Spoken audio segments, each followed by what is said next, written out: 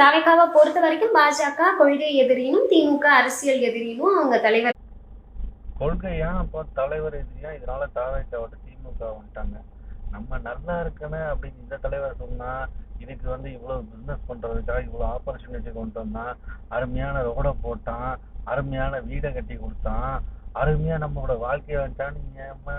இந்த மாதிரி திருட்டு பசங்க மொல்ல மாதிரி இந்த தாவேக்காவை நிறைய சொல்ல மாட்டேங்கிறாங்க.